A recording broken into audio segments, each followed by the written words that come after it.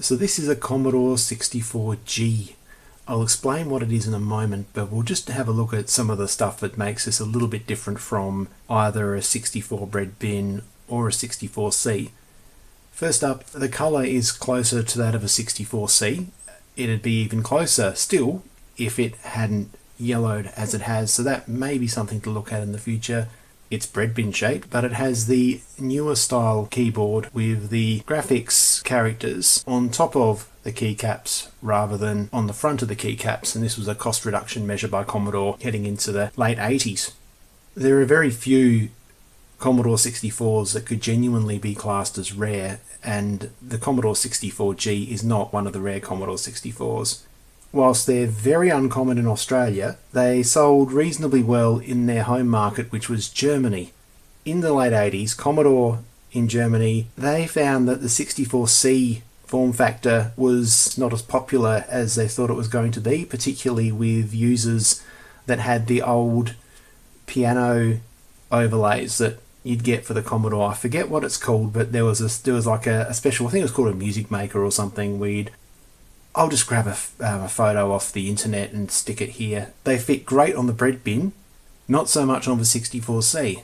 And because Germans loved making music with their C64s, Commodore decided that it was a good opportunity to make an updated 64, the 64C, but in the older form factor. Now this is where it's worth mentioning the Aldi C64. Of course, Aldi, the famous German supermarket.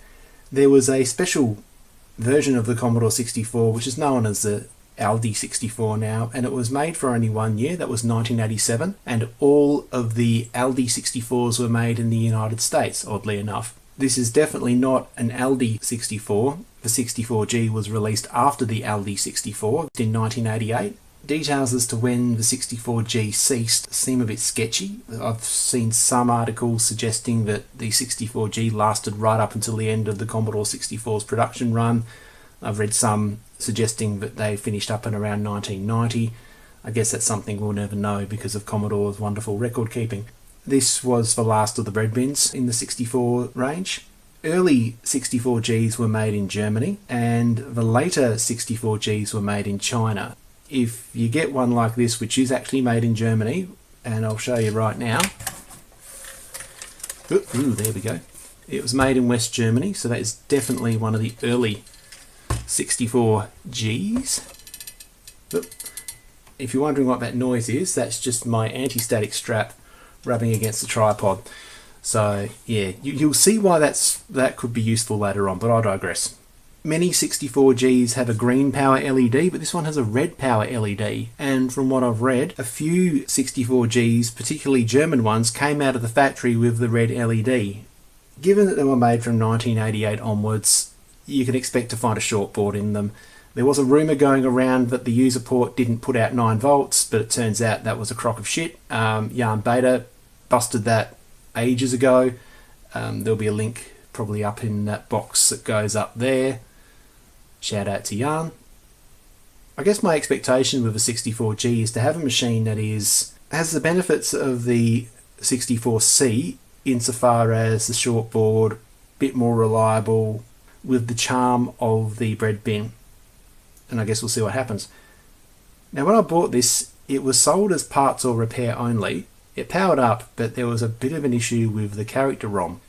The plan is to grab the character ROM out of my Silver Label. The Silver Label is currently not working. I'm planning on getting it working, but that's going to be a slightly more involved repair. So I figured what I'd do is if I could just pull the character ROM out of the Silver Label and stick it in the G, that'll give me a really nice working 64 that I can start enjoying right now. Now, as the G is usually a short board, there are very few chips that are interchangeable between the short boards and the earlier 64s. However, the character ROM is, thankfully, one of those chips that is interchangeable. So, as per the seller's description, it most definitely powers on, but it also most definitely has issues with the character ROM, as you can probably see there. There's bits missing and all that sort of stuff. The seller suggested it was a character ROM. I've done my own research which is suggesting that it's a character ROM. I just so happen to have a spare character ROM floating about. it should be a really easy job to at least make this do. And it'll also give an opportunity to find out what's inside this G. There is a point, do I source a green LED at some stage to make this a bit more traditional 64G, or do I keep the apparently original red LED, which is more in keeping with Commodore's what the hell kind of attitude back then? I do know that this RF shield is probably going to go because it's been torn. Even though it's a slightly later one that's got the speed holes in them, it's probably still only fit for the skip. Ah, that's not a shortboard. That is 250407. We meet again, but it's a Rev C. Okay, so 88 is that PLA. That's a 6581 SID, so that's a good news story there. The only, I guess, concern one might have with the later shortboards is that they use the 8580 SID, and some people reckon they don't sound quite as good, so having a 6581 is probably a bonus. I think someone might have tried putting a heatsink on here at some point, because that's not really telling me much. I reckon that's stuck a big glob of God knows what. That's soldered, that's socketed, being the PLA. Obviously the PLA is not an issue here, but, you know, could be at some point, so watch this space. That's your character ROM there. That one is 86. I always get these two mixed up. I think that's the kernel ROM and that's the basic ROM. That one's 88, that one's 87. And the 6526 is a 1984. 83? So like the LS chips are 83. 88. It's just a silver label all over again. It just seems like, I don't know how I manage it, but the most oddball, not rare because there's no real such thing as a rare 64, but the most oddball 64s tend to be the ones that I end up with, but hey, I'm not complaining. But yeah, like I said, we'll get rid of that RF shield at some point. That there is socketed, the character ROM. This should be, touch wood, a fairly straightforward fix. I've tried getting that lumpy thing off the CPU, but it's not budging, so that's something I'll worry about another day, probably when I get around to putting a heatsink on there, because obviously this computer's not getting any younger and 6510s aren't getting any less scarce. At this stage, all I want to really do is just change over the character ROM. Hey! Very good. That's doing exactly what it's supposed to. It's probably not going to really help all that much, but I'm half thinking, do I test chips from the silver label in here? And I'm thinking that the chips that are socketed, because obviously I'm not going to go and desolder CPUs and 6526s or whatnot. Especially given that I bought a new PLA for the silver label, assuming that the PLA was going to be Cactus, and I just want to find out if the PLA from the silver label is actually Cactus.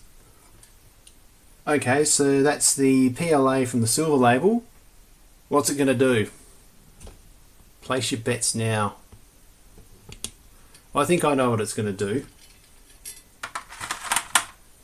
And I think what it's going to do is not a hell of a lot.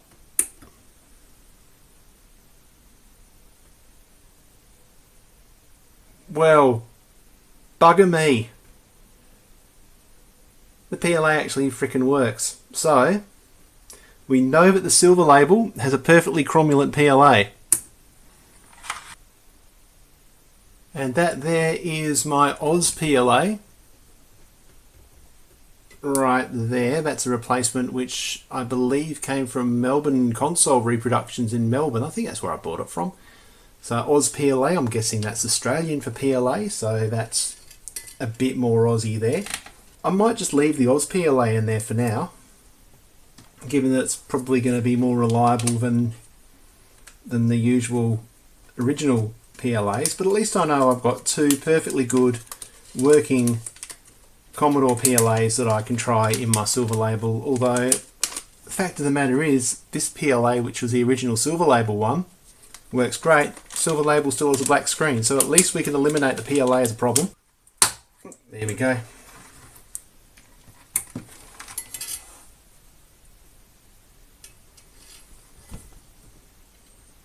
Okay, yeah, still good. Kernel ROM's obviously happy, so that's a bonus. On the plus side, at least we'll be able to say what isn't the problem as opposed to what is the problem with the silver label. So we'll try the VIC chip and see what happens. Now I realise this may not be conclusive because if there's one issue, because even if the VIC chip from the silver label is problematic, that doesn't necessarily mean that's the only problem with the silver label. Actually, there's a point. I wonder how effective that thermal paste is after 30 odd years, or close to 40 years in the case of the silver label. Do I perhaps take all this cagey stuff out and then just whack a good old-fashioned newfangled heatsink on there with a bit of thermal cement, so it's not leaving all this bloody weird-ass toothpaste stuff all over my fingers. Okay, so the VIC works as well. You see, that's actually pretty good because VICs are quite, well, they're getting harder to come by and they're not making them anymore. So how's this SID with the wonky pins going to go?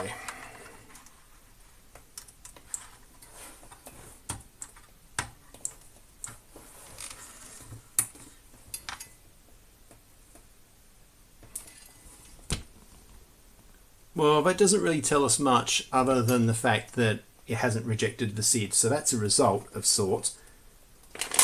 I bought myself one of these bad boys off eBay. It's called a Versa 64 cart. Now, it's a dead test, a SID tester, and a couple other things all in one. Let's have a look. It is a SID tester, 1541 diagnostics, C64 diagnostics, and a dead test all in one. Originally purchased it to try and do a dead test on the silver label, and the silver label wouldn't even respond to that. I'm going to run the C64 diags on here, which are fairly standard.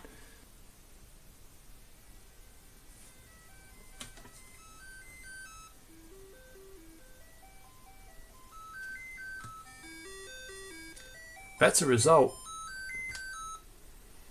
So what have I achieved with all this? Well, I think I've actually achieved a fair bit. I've been able to diagnose some chips of concern from the silver label, and they've all been given a clean bill of health. I've got an extra working PLA I didn't realise I had, and the character ROM works absolutely beautifully in here right now. Before I finish up, why don't I just piss this off now, because that's only going to get in the way next time I pull this apart. So he says that just after he's taken off the anti-static straps. I better put that back on. Yeah, so there's a few long-term plans of this. Yeah, the usual sort of long-term plans. I've got some other ideas too to just make it, just basically try and make this as reliable as possible for one of the older. I basically want to try and get the similar levels of reliability that a shortboard has, only with this old-timey longboard.